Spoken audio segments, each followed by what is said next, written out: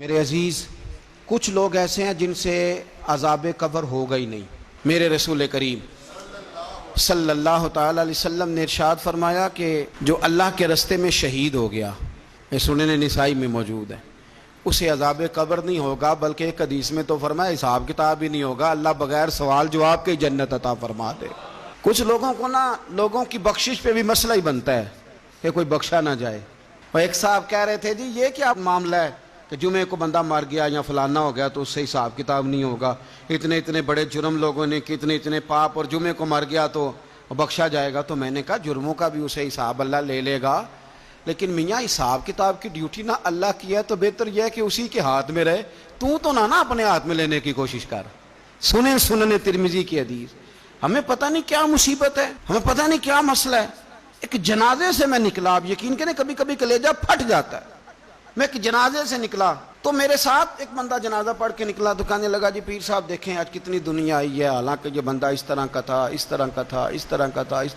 میں نے اسے کہا یار تجھے تو فکر ہی لگ گئی ہے کہیں جنت میں چلا ہی نہ جائے، تو اس طرح کرنا جنت کے دروازے کے سامنے کھڑے ہو جانا ڈنڈا لے کے کہ میں نے نہیں جانے دینا۔ شرم آنی چاہیے ہمیں۔ اللہ فرماتے ہیں جنت اتنی چوڑی ہے جتنے زمین و آسمان، اس کی چوڑائی زمین اور آسمان کے برابر ہے، تو ہم تو اپنے علاوہ کسی کو جانے نہیں دینا چاہتے جنت میں۔ اور بس کریں، جنت خدا کا فضل ہے، اور اللہ فرماتے ہیں میرا فضل میں جسے چاہتا ہوں عطا کرتا ہوں۔ یہ سنن ترمذی کی حدیث، اور اس کے راوی حضرت عبداللہ ابن عمر رضی اللہ تعالیٰ عنہ، نبی پاک علیہ السلام نے فرمایا جو مسلمان جمعے کے دن یا جمعے کی رات کو فوت ہو اس کو اللہ تعالیٰ قبر کی آزمائش سے محفوظ رکھتا ہے۔ جو جمعے کی رات فوت ہو جائے یا جمعے والے، یعنی جمعے رات اور جمعے کی درمیانی رات چلا جائے یا جمعے والے، تو اللہ اسے عذاب قبر سے۔ تو میرے عزیز، جو بندہ شہید ہو اس سے عذاب قبر نہیں ہوتا، جو آدمی جمعے کے دن یا جمعے کی رات چلا جائے اسے بھی عذاب قبر نہیں ہوتا۔ اور میرے رسول کریم صلی اللہ تعالی علیہ وسلم نے فرمایا جو بندہ ایک دن اور ایک رات، یہ حدیث صحیح مسلم میں، سنن ترمذی میں، مصنف عبدالرزاق میں موجود ہے، ایک دن اور ایک رات اللہ کی رضا کے لیے اسلامی سرحد پہ پہرا دے۔ میں اور آپ سوئے ہوئے ہیں، لیکن وہ لوگ جو فوجی بارڈروں پہ کھڑے ہیں، دیکھو مدینے والے محبوب کس کس پہ کرم فرماتے ہیں۔ ساری عمر نہیں، 24-25 سال کی سروس نہیں، فرمایا ایک دن اور ایک رات اللہ کی رضا کے لیے جو اسلامی سرحد پر پہرا دے، مسلمانوں کو کافروں سے بچائے، رب اسے عذاب قبر نہیں دے گا، اسے اللہ تعالیٰ اپنے فضل سے معاف فرما دے گا۔ ایک رات اور ایک، آپ کیا سمجھتے ہیں کہ ان فوجیوں کی کوئی چھوٹی شان ہے، ان کا کوئی چھوٹا مرتبہ ہے؟ ایک دن اور ایک رات اگر یہ پہرا دیں تو اللہ انہیں اتنا انعام عطا کرتا ہے۔ اسی طرح سن لو، یہ ذرا غور سے سننا، ابن ماجہ کی حدیث، اور اس کے علاوہ مسند ابو یعلا میں موجود حدیث کے راوی حضرت ابو ہریرہ رضی اللہ تعالی عنہ، حضور صلی اللہ تعالی علیہ وسلم نے فرمایا جو شخص بیماری سے فوت ہوا، قربان جاؤں میرے محبوب نے بیماری کا نام ہی نہیں لیا، فرمایا کوئی بھی بیماری ہو، فرمایا جو آدمی بیماری سے فوت ہوا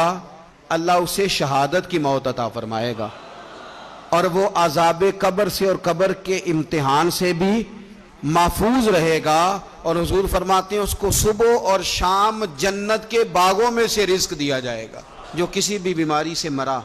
یہ لوگ بیماری سے مر رہے ہیں تو لوگوں نے اچھوت سمجھ رہے ہیں، اچھوت، یہ اچھوت نہیں ہے، اس لیے کہ لوارث نہیں، یہ خدا رسول کے ماننے والے ہیں، تم انہیں اچھوت کہہ رہے ہو، اور مدینے والے رسول انہیں شہید فرما رہے ہیں۔ حضور نے فرمایا جو بیماری سے مرے شہید ہے، وہ قبر کے عذاب سے محفوظ رہے گا اور جنت کے باغوں میں سے اللہ رزق دے گا۔ لوگ کہتے ہیں دیکھو جی بڑا تانگ ہو کے دنیا سے گیا ہے، تو اس بندے کو بھی عذاب قبر نہیں ہوتا۔ اسی طرح جو بندہ سورہ ملک پڑھتا ہے، سنن ترمذی میں حضرت ابن عباس سے روایت ہے کہ حضور صلی اللہ علیہ وسلم کے ایک صحابی نے ایک جگہ خیمہ لگایا تو وہاں سورہ ملک پڑھنے کی آواز آتی، کوئی بندہ پڑھنے والا نظر نہیں آتا تھا۔ جب حضور کی بارگاہ میں عرض کیا تو فرمایا وہاں قبر تھی اور قبر کے اندر بیٹھ کے میرا صحابی سورہ ملک کی تلاوت کر رہا۔ اگر ہمیں خسرہ نمبر یاد ہو جاتا ہے نا اپنی جگہ کا، اور ہمیں پتہ ہوتا ہے کہ میرے والا حصہ کتنے کروڑ کا ہے، اگر ساری کہانیاں ہمیں یاد ہوتی ہیں تو سورہ ملک بھی ہمیں یاد ہو سکتی ہے۔ موبائل پہ اس کو ریکارڈ کر لیں، پھر اس کو سنیں